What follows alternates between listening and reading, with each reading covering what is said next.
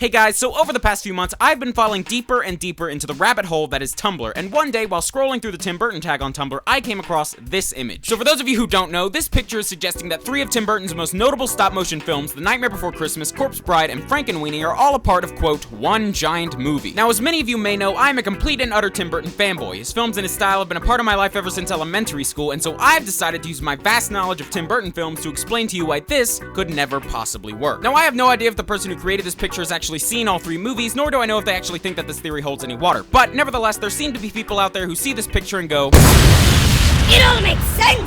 It must be true!" No. This theory, if you want to call it that, in actuality makes absolutely no sense, and I've seen a few people on Tumblr debunking it, but I figured it would just make things easier to have one video discrediting this theory instead of dozens of Tumblr posts. So let's start with Frankenweenie, a 2012 stop-motion animated film based off of Tim Burton's 1984 short film of the same name. Frankenweenie tells the story of a young boy named Victor Frankenstein living in the suburban American town of New Holland during what appears to be the mid-1900s. The time period of the film and the location of New Holland are never fully divulged, but given the look of the film and the dialect of the characters, these appear to be safe assumptions. Victor seems to be an aspiring scientist and filmmaker. He also owns a lively dog named Sparky, who unfortunately gets out of his leash during a baseball game and gets hit by a car, which is not a spoiler because if you saw the name of the film, you would know that the dog is going to have to die. The rest of the film follows the basic Dr. Frankenstein scenario. Victor brings his dog back to life and his classmates then try to do the same, which results in multiple monsters terrorizing the town of New Holland. I'm not going to spoil the film for you, so that is about all you need to know for the purposes of this video. Moving on to Corpse Bride, a 2005 film loosely based on a 19th century piece of Russian folklore. This movie tells the story of an awkward man who is about to marry a woman whom he has never met. After royally messing up his wedding rehearsal, our main character runs away to the woods to practice his vows, yet somehow while doing this he accidentally got married to a living corpse. The rest of the film deals with the problems apparent when you are in a love triangle with a living girl and a dead girl, and yeah, again, no spoilers, but come on, we've all been there, right? Coincidentally, the main character of this film is also named Victor, and he strongly resembles an adult version of Victor Frankenstein. The two of them even have undead dogs and similar haircuts. But there's a little bit of a problem in the fact that they're not the same person. The Victor in this movie, Victor Van Dort, has different parents than Victor Frankenstein, and on top of that, the film takes place in Victorian England, which I hope I don't have to remind you took place a very long time ago. And on top of all of this, there is nothing referenced in the film that could allude to these two films even being in the same universe. So obviously, Victor Frankenstein and Victor Van Dort are not the same person. Maybe the Van Dorts are distant relatives to the Frankensteins, but that's just random speculation and definitely not what this theory is suggesting. And finally, we come to my favorite film of all time, 1993's Tim Burton's The Nightmare Before Christmas, which tells a reverse Grinch story in which a skeleton named Jack discovers Christmas, and instead of wanting to destroy it, he falls in love with it and wants to do it himself. Our theory suggests that this film is the furthest along on our hero's timeline simply because Jack Skellington is tall, skinny, and owns an undead dog, similar to the two Victors, although Jack seems to be closer to Victor Frankenstein solely due to his American accent. Now, since the majority of this film takes place in Halloween Town, our idea of the setting has to come from the brief scenes in the human world, and from the looks of it, it seems to be in the same time period and suburban setting as Frankenweenie. But of course, for Jack Skellington to be the same person as Victor Frankenstein, Victor would have had to live out his life, die, and then go on living as a skeleton. This process could take anywhere from 70 to 90 years, assuming that Victor died of old age, so Jack Skellington could not possibly be delivering Christmas presents anytime during the mid to late 1900s. Also, from what I can gather from the song Jack's Lament, Jack Skellington has been the skeletal leader of Halloween Town for an extremely long time, long enough for him to get bored with it. It is also never stated that Jack had been anything other than a living skeleton. There is no reference to a past life as a human. So as far as anyone knows, there is absolutely no connection between Frankenweenie, Corpse Bride, or The Nightmare Before Christmas, other than the fact that Tim Burton likes tall, skinny protagonists with dead dogs. I know that people like to speculate and create theories about anything and everything that they can, but in order to do so, you have to know your source material and you have to have hard evidence to back up your claims, and this theory just does not have it. If you would like to see a good example of a theory with hard evidence to back it up, go watch this video by my friend Jay of the Super Carlin Brothers called the Pixar Theory. But even though this quote-unquote theory holds absolutely no water, that does not take away from the fact that these are 3 of my favorite films of all time, and if you have not seen them, I highly recommend all 3 of them to you. And with all that said, I will see you in a week, guys.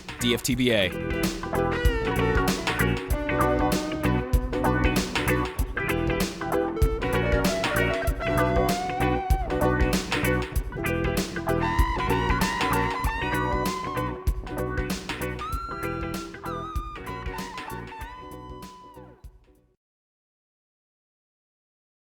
Huh?